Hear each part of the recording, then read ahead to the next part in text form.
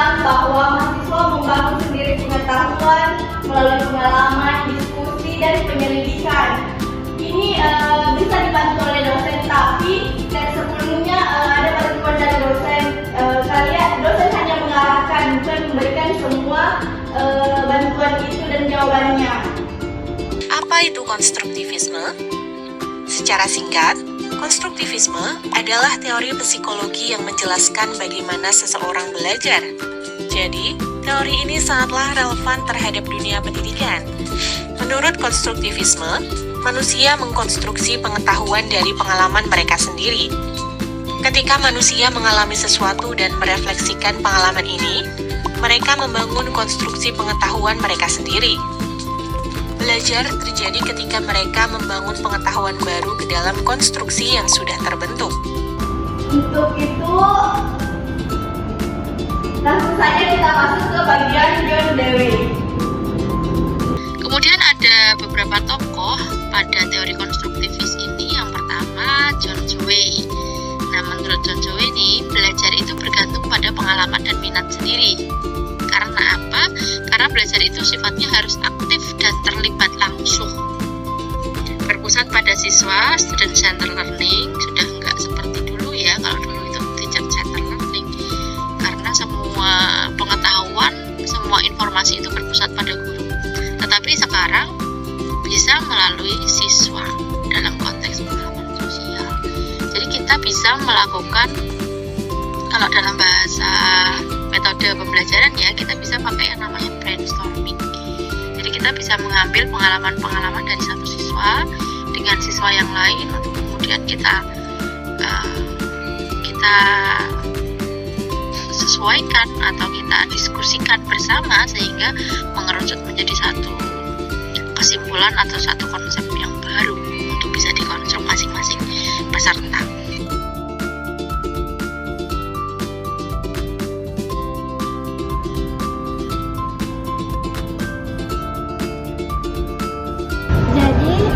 Waktu yang ditempuh dalam 1 meter itu ada 4,95 detik.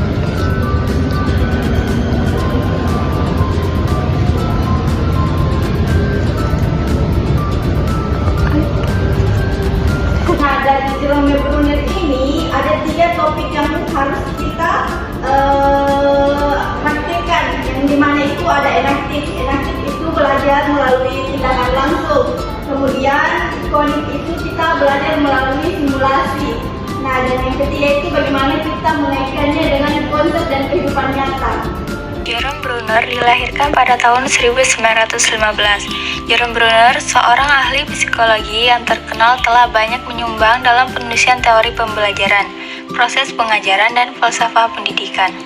Bruner setuju dengan Piaget bahwa perkembangan kognitif anak-anak adalah melalui peringkat-peringkat tertentu. Walau bagaimanapun, Bruner lebih menegaskan pembelajaran secara penemuan, yaitu mengolah apa yang diketahui pelajar itu kepada satu corak dalam keadaan baru, atau lebih kepada prinsip konstruktivisme. Menurut Bruner, belajar bermakna hanya dapat terjadi melalui belajar penemuan. Pengetahuan yang diperoleh melalui belajar penemuan bertahan lama dan mempunyai efek transfer yang lebih baik. Belajar penemuan meningkatkan penalaran dan kemampuan berpikir secara bebas dan melatih keterampilan-keterampilan kognitif untuk menemukan dan memecahkan masalah. Teori belajar Bruner dikenal oleh 3 tahapan belajarnya yang terkenal. Pada dasarnya, setiap individu pada waktu mengalami atau mengenal peristiwa yang ada di dalam lingkungannya dapat menemukan cara untuk menyatakan kembali peristiwa tersebut di dalam pikirannya, yaitu suatu model mental tentang peristiwa yang dialaminya.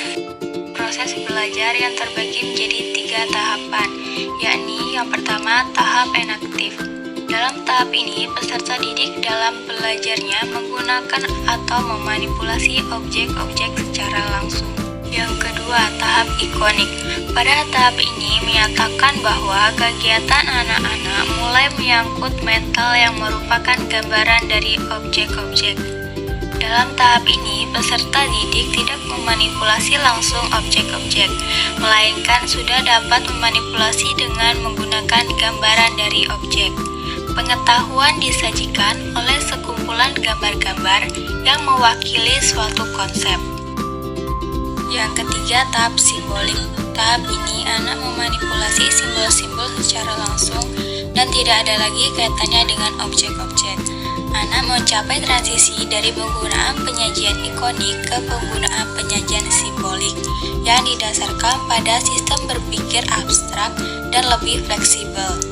Nah, untuk interaktif, bagaimana kita mengetahui pengaruh gaya tarik untuk memahami gaya. Nah, untuk mencobanya langsung, saya mau panggil untuk game kali ini. Silakan. Untuk melakukan gaya tarik dan gaya dorong. Nah, itu tadi yang dilakukan dengan vertical leading yang dimana ada gaya dorong. Gaya dorongnya bagaimana? Oke, kemudian gaya tariknya. Oke, terima kasih. Silakan duduk. Nah, kemudian ada di bagian ikonik bagaimana kita langsung mempraktekannya melalui simulasi. Nah, di sini ada simulasi PET yang dimana itu ada konsep gaya dan gerak. Di bagian simulasi PET kita harus mengetahui jumlah gayanya, nilai massa dan percepatannya. Nah, ketika kita pakai massanya 50 kilo dan gayanya kita pakai 20, apa yang terjadi pada percepatannya? Nah, ini berada di 20, berapa percepatannya? 0,40 meter per sekon kuadrat. Nah, ketika kita tambah massanya menjadi 100, kemudian kita tetapkan gayanya di 20. Apakah percepatannya akan sama atau berkurang? Nah, ini ada hasilnya di 0,20 meter per sekon kuadrat. Tadi yang massa 50 kilo saja berapa hasilnya? Berarti ini percepatannya berkurang kalau massanya bertambah.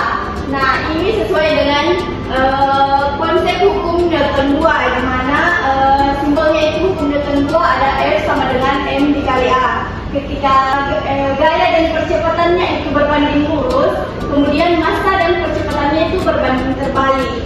Nah, itu tadi konsep yang sudah kita ketahui. Konstruktivisme kognitif disampaikan oleh psikolog asal Swiss bernama Jean Piaget. Menurut teori Piaget, perkembangan kognitif adalah proses yang lebih individual, yang dicapai melalui pengamatan dan eksperimen. Seseorang dapat membangun pengetahuan melalui proses asimilasi, akomodasi, maupun gabungan keduanya. Asimilasi artinya mengambil dan menempatkan informasi baru ke dalam pengetahuan yang sudah ada. Sementara, akomodasi artinya menggunakan informasi baru untuk mengubah atau mengembangkan pengetahuan yang ada. Nah, itulah tadi salah satu penjelasan dari teori Jean Piaget. Nah, hari ini kita akan mempraktikkan langsung bagaimana penerapannya dari tokoh Jean Piaget. Nah, oke, bisa dibantu sedikit. Nah, ini kan ada wadah yang berisi gelas.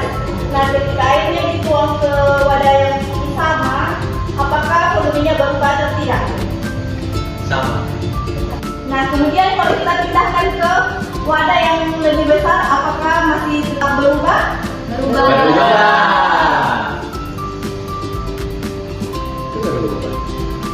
Nah, volumenya itu tetap sama karena dua wadah yang berbentuk. Berarti kalau kita pindahkan ke wadah yang lebih besar, berarti volumenya akan tetap Sama. Betul sekali.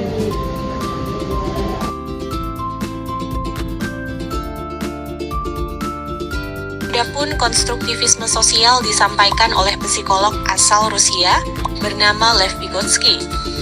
Menurut teori ini, perkembangan kognitif adalah proses sosial yang dicapai melalui interaksi sosial atau kolaborasi.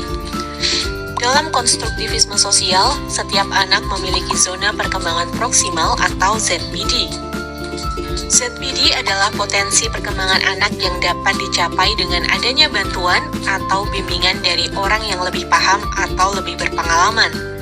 Orang yang dimaksud misalnya orang tua, pelatih, atau tutor sebaya. Nah, selanjutnya kita masuk ke bagian Joko Lab Tigoskai. Nah, di Lab Tigoskai ini kita mengetahui di mana belajar berkembang melalui interaksi sosial, bahasa, dan scaffolding. Nah, konsepnya itu ada 3. Yang pertama itu bagaimana kita berinteraksi sosial melalui diskusi dan kerjasama kelompok. Kemudian di bagian ZPD itu ada bagaimana kemampuan yang belum bisa dilakukan sendiri, tapi nanti ada bantuan dari teman kalian. Nah, kemudian bagian scaffolding itu bantuan sementara, yaitu dari dosen atau teman-teman sebaya kalian. Nah, untuk mengetahui bagaimana praktik dari Lab kayak ini, langsung saja ibu memberikan soal. Nah, kalian bisa membagi 2 kelompok ya. Oke, silakan mengerjakan. Ini bagian soalnya.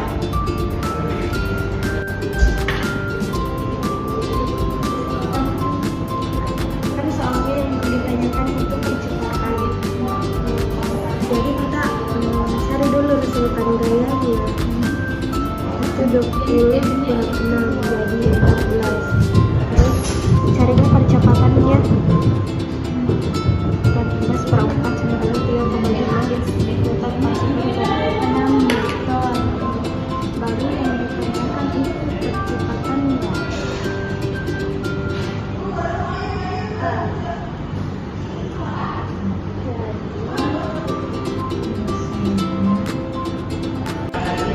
Nah, tadi kan kalian sudah berdiskusi mengerjakan soal dengan teman kelompok kalian. Sekarang untuk menguji pemahaman kalian, apakah kalian sudah bisa, sekarang ibu berikan lagi soal dan kalian kerjakan mandiri. Oke?